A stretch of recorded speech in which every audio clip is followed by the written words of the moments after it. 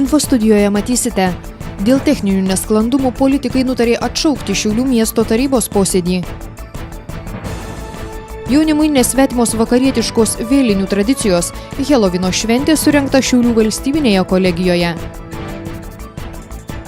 Atversta Šiaulių priešgaisrinės gelbėjimo valdybos viršininko byla.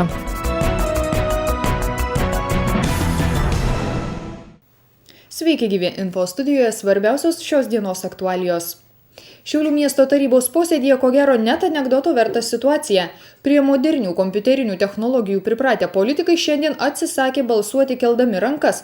Tai būtų reikėję daryti dėl to, kad sugedo salėje sumontuota kompiuterinė sistema.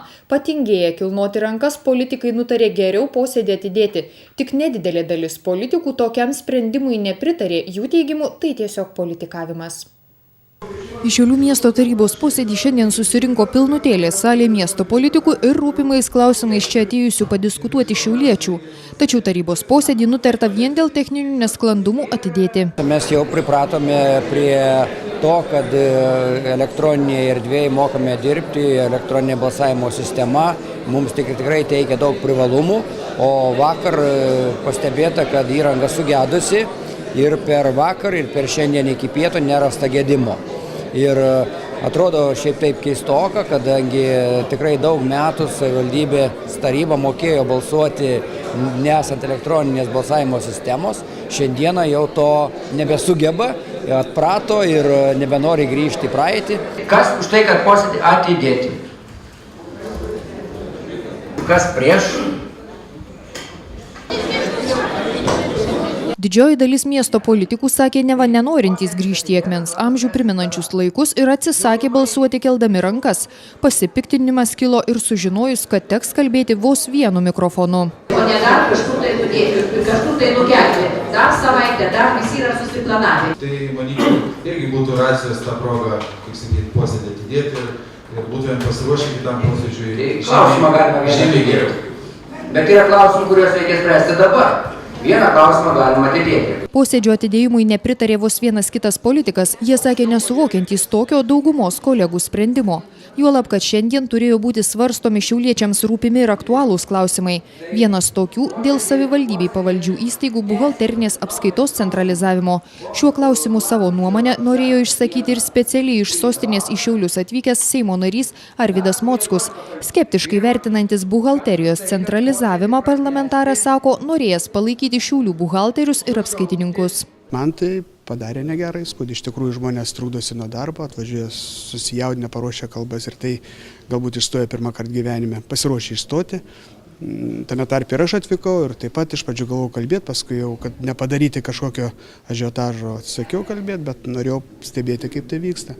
Ir tokie žaidimai, kai sakau, jau kartojasi, kad atidėjimas savaitei, bet netidėjimas ilgesniam išdiskutavimą, tai yra parodo, kad šis klausimas yra politizuotas ir jisai nėra nei ekonomiškai, nors teikia, kad ekonomiškai, nei išspręstas, nei suderintas su bendruomenė, nei su specialistais. Elektroninis balsavimas Šiaulių miesto savivaldybėje įdiegtas prieš 7 metus. Iki tol politikai balsuodavo būtent taip, kaip būtų reikėję šiandien, keldami rankas. Šiandien turėjęs įvykti tarybos posėdis nukeltas į lapkričio 6 dieną. Iš Šiaulių tarybos posėdžio netikėtai įsibėgiojusiems politikams svarstyti turėjo būti pateiktas naujojo sporto maniežo techninis projektas. Koks maniežas bus statomas Šiaulių mieste, politikai spręs tik po savaitės. Šiandien netikėtai įsilaksčiusiai miesto tarybai turėjo būti teikiamas svarstyti maniežo techninis projektas. Mūsų mieste ketinama statyti dengtą maniežą, kuris būtų skirtas futbolo, regbio ir kitoms sporto šakoms. Miesto politikams reikės apsispręsti, ar maniežai įrengti dar ir baseiną. Šiai dienai yra parengti du sprendimo projekto alternatyvos, reiškia vienas su baseinu 50 metrų, kitas alternatyva be baseino. Kadangi Šiaulių sporto bendruomenė, aišku, prioritetas yra šiai dienai žaidimų sporto šakos, regbis ir futbolas tikrai neturi realiai sąlygų treniruotis žiemos metu, tai aišku, mums kaip sporto bendruomenė prioritetas yra maniežas. Bet kadangi yra parengta alternatyva, tai tarybos nariai turės apsispręsti. Šiuo metu mūsų mieste veikia 2 baseinai, tačiau Šiaulių savivaldybės sporto skyriaus vadovas neslepia, kad naujo baseino poreikis didelis. Šiai dienai yra veikiantis 2 sporto mokyklos Delfino baseinai. Jie tikrai ypač vakarinio laikotarpio yra perkrauti. Dienos metu tai taip yra ten dar laisvų vietų, bet artimiausia ateityje, ko gero, pradėjus įgyvendinti vaikų mokymą plaukti privalomas programas mokyklose, gali pritrūkti šitų baseinų. Techninio maniežo projektas be baseino kainuos apie 250 000 litų. Techninis projektas, kuriame būtų ir baseinas, atsieitų apie 500 000. Viso maniežo statyboms reikėtų mažiausiai 15 milijonų litų. Dalį lėšų planuojama gauti iš valstybės investicijų programos, dalį iš miesto biudžeto. Neatmetama, kad reikėtų ir skolintis. Pirmieji maniežo statybos darbai spėjama galėtų prasidėti 2016 ir truktų apie 2 metus. Klastingos ligos insulto, nuo kurio pasaulyje kas 6 sekundės miršta žmogus, simptomų neatpažįsta net 40% žmonių.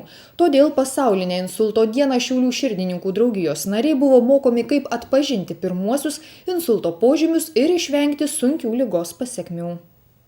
Nors dauguma žmonių mano, kad lengvai atpažintų insulto požymius, tačiau apklausos rodo, kad net 40% žmonių negali teisingai įvertinti nei vieno insulto simptomo.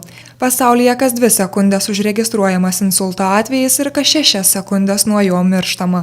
Pasak gydytojų, svarbiausia sąlyga sėkmingam insulto gydymui - laiku pastebėti ir atpažinti, kad šalia esantį žmogų ištiko insultas. Jeigu jūs artimajam staiga perkreipė veidą, sutriko kalba ir nusilpo ranka, jūsų tikslas, tai yra užduotis, paimti telefono ragelį ir paskambinti 112, tam, kad būtų pranešta, jog yra ūmus insultas ir mes kuo greičiau žinotumėm šitą situaciją ir galėtumėm padėti. Kiekviena situacija yra skirtinga, nes tas pats veido perkreipimas, kalbos sutrikimas ir rankos nusilpimas gali būti ne tik išeminis insultas.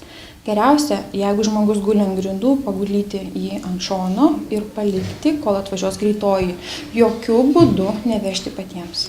Minint pasaulinį insulto dieną, Respublikinė Šiaulių ligoninės insulto centras subūrė Šiaulių miesto širdininkų draugijos narius paskaitai, kaip atpažinti ir suprasti insulto požymius.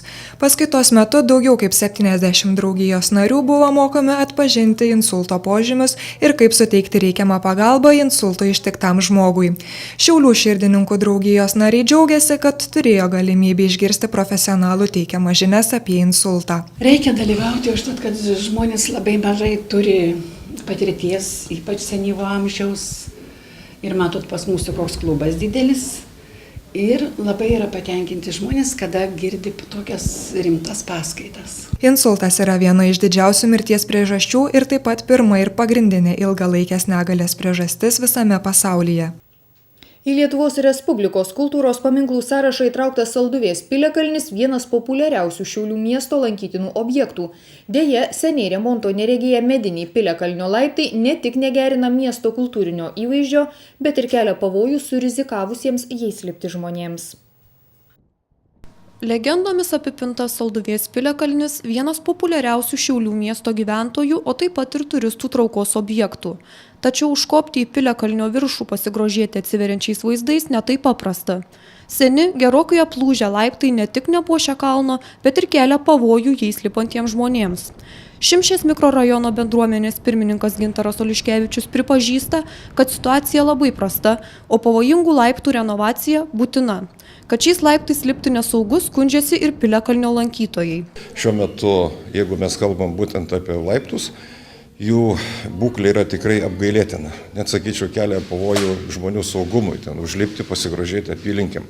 Jos tikrai reikia rekonstruoti ir renovuoti. Šiaip tai labai reikia viskas aplinka, dar pakenčiama normaliai, švarina, tvarko pabiški, bet jau laiptai, tai jau atleisk Martynai, kai sakoma. Turbūt teko lipti ir jum galbūt, bet va ką tik būčiau koją įsisukęs. Būtų brangiai kainavę, man aišku, čia ir finansiškai, ir morališkai.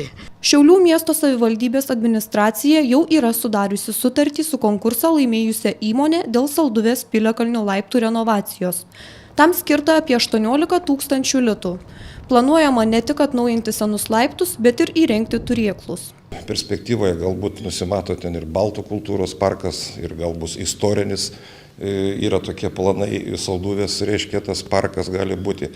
Na, mano supratimu, tai garbės nedaro. šitokia apleista teritorija ir miestas privalo, mano supratimu, šią teritoriją puoselėti ir skirti būtent žmonių rekreacijai.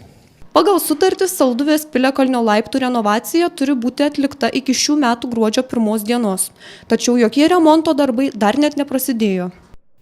Prieš lietuviškas vėlines vis dažniau švenčiamas Helovynas, iš vakariečių kultūros atėjusi mirusiųjų minėjimo šventė. Tiesa, jos tradicijos kiek kitokios nei Lietuvoje, tačiau jos prigyja ir pas mus. Tai byloja net užrašai ant lietuviškų kalendorių. Na, o Helovyno tradicijomis ir gražia moliūgų ekspozicija buvo galima pasigrožėti Šiaulių valstybinėje kolegijoje.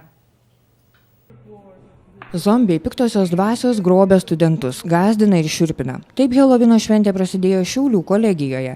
Pasak jaunimo, tokia šventė Lietuvoje surado savo vietą atėjusi iš vakarietiškų papročių.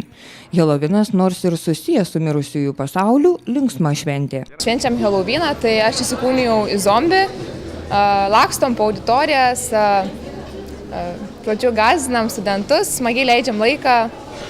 Vaikstom, ateinam į paskaitas, sutrukdom paskaitas 5 minutėm ir nieks dėl to nieko nesako. Visi džiaugiasi, kad atėjom. Studentai sako, kad besilinksmindami prieš vėlines tikrai pastebi vyresniosios kartos kreivus žvilgsnius. Tačiau siūlo nebaidytis naujų tradicijų, o kaip tik jas priimti. Štai Šiaulių valstybinės kolegijos studentai į Heloviną siūlo pažvelgti per meno prizmę. Reikėjo išradingumo, skaptuojant moliūgus ir auditorijas paverčiant įsivaizduojamų dvasių buveinę. O kur dar aktoriniai sugebėjimai, gąsdinant draugus. Ir manau, kad galima šiek tiek pasilinksminti, galima paminėti tą Helovino šventę ir po to tiesiog susikaupti ir būtent būti tiesiog tą rimties dieną vėlinės. Taip. Yra vėlinės labai rimta šventė, o jaunimas nori atsipalaiduoti ir žinoma reikia prisiminti ir tos, kurie išėjo, bet reikia ir gyventi linksmiau, nes ir taip mūsų tauta, manau, yra pesimistiška gan. Helovino būtiniausias atributas išskaptuotas moliūgas. Tai esą simbolizuoja dvasių įsikūnijimą. Heloviną švenčiantis sako, kad tame mato ne vien siaubingą negeros dvasios grimasą, bet ir šiltą anapilin išėjusių prisiminimą. Moliūgai, man bent jau pačiai, tai turėtų būti suvokimas kaip piktųjų dvasių kažkokių atbaidymas. Ir vėlinės tai tiesiog yra lietuviška šventė, kuri yra pagerbiamas mirusių žmogus. Kaip sakoma, ant palangės reikia padėti žvakę, kad tos gerosios dvasios apsilankytų, giminaičiai, visa kita. Tai nemanau, kad čia kažkas tokio blogo ir yra. Šviesa visada nugali tamsą. Ir jeigu veidas yra baisus, kol žvakelė nedega, tai kai žvakelė uždegama, tas veidas pradeda šypsotis. Ir šviesa nugali visus blogius ir visas blogas mintis. Tai taip ir žmogaus viduje. Jeigu mes švieselę užsidegam, tai mūsų mintis prašviesėja, pragedrėja ir mūsų nuotaika būna truputėlį kitokia. Taip kad čia lyg ir viskas į šviesą, o ne į tamsą orientuojama. Helovino šaknys esą glūdi senovėje mirusiųjų pagerbimo šventėse. Jį beveik prieš 1500 metų pripažino ir katalikų bažnyčia ir kaip visų šventųjų dieną leido švęsti lapkričio 1. Ši tradicija per porą tūkstantmečių prigijo Lietuvoje, o Heloviną labiau pamėgo vakarų jaunimas. Kad Helovinas tampa ir lietuvių kultūros dalis, rodo ir kalendoriai. Štai ant lietuviškų kalendorių galima pamatyti užrašą, kad prieš lietuvių labai gerbiamą šventę visų šventųjų ir vėlinių dieną švenčiamas Helovinas. Tiek naujienų šiandien, netrukus kriminalai ir orai Info studija atsisveikina iki rytojaus. Na, o Info studijos pakartojimus raiškiuoju HD formatu galite žiūrėti internetu www.stv.lt.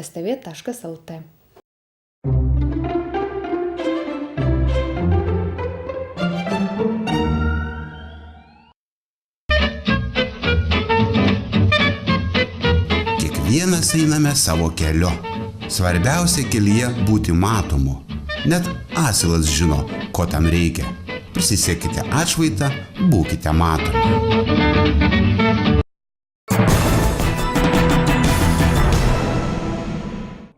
Šiaulių apylinkės teisme atversta ir pradėta nagrinėti baudžiamoji byla dėl tarpininkavimo kyšininkaujant. Į teisiamųjų suolą sėda Šiaulių apskrities priešgaisrinės gelbėjimo valdybos viršininkas Jonas Misiūnas ir saugos įmonės vadovas. Šiandien išklausyti kaltinamieji dėl prekybos poveikių. Prieš teismą stojęs nuo gegužės nuo pareigų išvis nušalinta Šiaulių apskrities priešgaisrinės gelbėjimo valdybos viršininkas 52 metų Jonas Misiūnas norėtų išvengti jam gresiančios bausmės, nors kaltę pripažįsta. Misiūno nemalonumai prasidėjo gegužės pradžioje, kai buvo įtarta, kad darbe jis galimai yra išgėręs. Policijai atvykus patikrinti informacijos Misiūno darbe nerasta. Vėliau jis teisinosi, kad buvo išvykęs su reikalais. Po skandalo Šiaulių apskrities ugniagesių vadovas buvo pakviestas pasiaiškinti savo vadovybei. Matyt, nujausdamas nepalankų požiūrių, griebėsi gudrybės. Paprašė draugo, kad šis pasinaudotų pažintimis departamente ir neva pasiūlęs perduoti 12 000 litų, kad šie Misiūno nebaustų. Kyšį neva perduoti turėjęs įtariamasis, teisme duoti parodymų šiandien atsisakė. Kaltę pripažįstantis Misiūnas baudžiamąją bylą atvertusiam Šiaulių apylinkės teismui pateikė prašymą atleisti jį nuo baudžiamosios atsakomybės pagal laidavimą.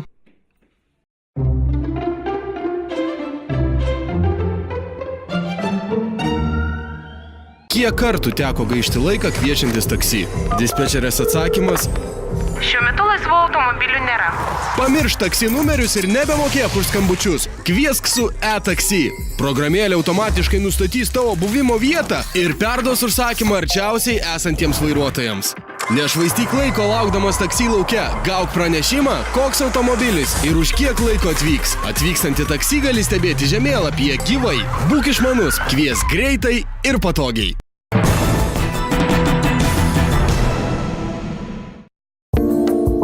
Panašu, kad artimiausią parą negalėsime mėgautis maloniais saulės spinduliais. Šiąnakt oro temperatūra svyruos tarp 1–3 laipsnių šilumos, vietomis gali silpnai palynoti. Dieną lietaus nenumatoma, tačiau bus debesuota, tik po pietų gali pasirodyti trumpi pragiedruliai. Pūs silpnas 2–3 metrų per sekundę nepastovios krypties vakarų pietvakarių vėjas, termometro stulpelis svyruos tarp 6–8 laipsnių šilumos.